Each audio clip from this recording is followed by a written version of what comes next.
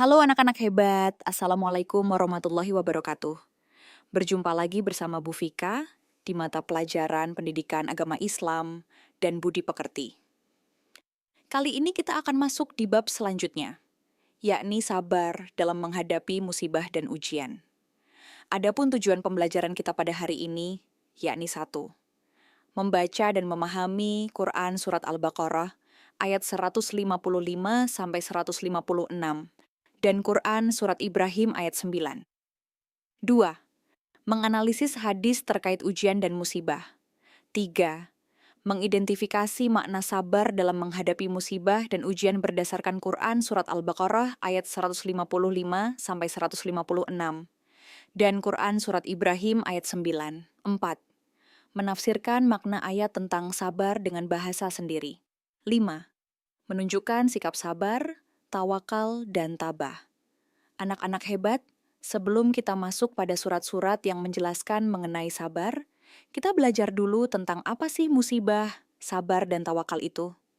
Oke, jadi anak-anak, musibah merupakan kejadian yang tidak diinginkan oleh manusia, seperti sakit, bencana, kerugian, dan lain sebagainya.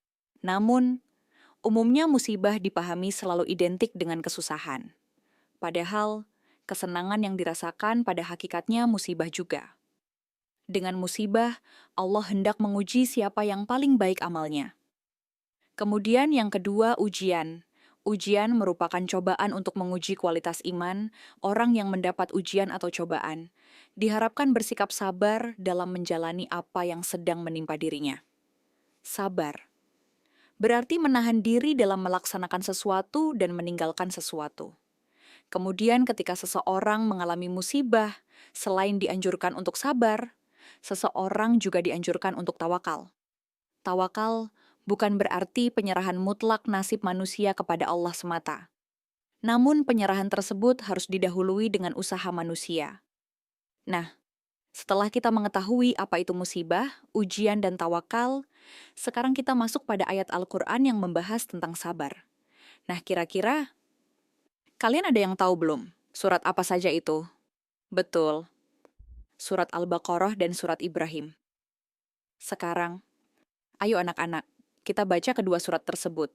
وَلَنَبْلُوَنَّكُمْ بِشَيْءٍ مِّنَ الْخَوْفِ وَالْجُوعِ وَنَقْصٍ مِّنَ الْأَمْوَالِ وَالْأَنفُسِ وَالثَّمَرَاتِ وَبَشِّرِ الصَّابِرِينَ الَّذِينَ إِذَا أَصَابَتْهُم مُّصِيبَةٌ قالوا إنا لله وإنا إليه راجعون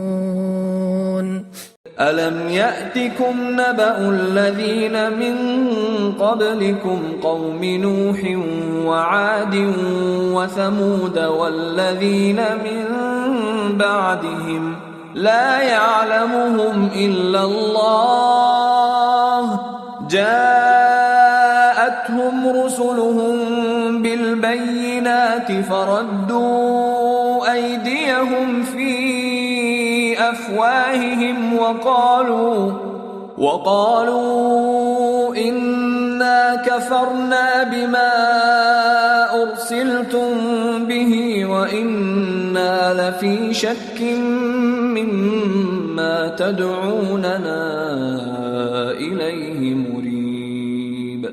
Selain ayat-ayat Al-Quran, banyak hadis yang juga menerangkan tentang sabar dalam menghadapi musibah dan ujian. Salah satunya adalah hadis riwayat Muslim nomor 918. Anak-anak, ada 4 prinsip sabar dalam menghadapi musibah dan ujian. Yang pertama, hindari menyandarkan hati kepada selain Allah. Jika kita menyandarkan hati kepada selain Allah saat menghadapi satu masalah atau musibah, pertolongan Allah akan semakin jauh dari kita. Kemudian yang kedua, hindari melakukan ikhtiar dengan mudarat yang lebih besar daripada manfaat. Dan terakhir yang ketiga, saat bertawakal, kita wajib berserah diri sepenuh hati kepada Allah dari awal hingga berakhirnya urusan. Dengan berserah diri kepada Allah, kita akan menjadi tenang dan dapat menerima apapun hasil ikhtiar dengan lapang dada. Sabar yang diartikan sebagai tahan menghadapi cobaan dan ujian, tidak mudah marah dan tidak lekas putus asa. Sabar juga berarti tenang dan dapat mengendalikan emosi dan diri saat diterpa banyak bencana, cobaan, dan ujian. Keutamaan dan janji Allah untuk orang yang sabar banyak terdapat dalam Al-Quran. Berikut keutamaan dan balasan bagi orang yang sabar dalam menghadapi ujian dan cobaan. Pertama, memperoleh kesudahan yang baik. Kedua, memperoleh keberuntungan. Ketiga, memperoleh cinta Allah. Keempat, diberi petunjuk. Dan yang terakhir, memperoleh martabat yang tinggi di surga. Anak-anak, kalian juga bisa meneladani kisah-kisah Nabi kita, yang juga banyak diberikan ujian oleh Allah. Salah satunya adalah Nabi Ayub alaihi wasallam. Beliau diberikan sakit selama 18 tahun, kehilangan keluarga serta harta benda. Namun beliau tetap sabar dan bertawakal. Dan pada akhirnya Allah sembuhkan dan kembalikan semua nikmat. Anak-anakku yang hebat, mari kita selalu ingat pada Allah baik dikala kita senang maupun susah. Dan juga kita harus senantiasa sabar dan tawakal. Dan percaya bahwa semua kejadian yang ada di dalam hidup kita pasti akan berakhir indah seperti Nabi Ayub.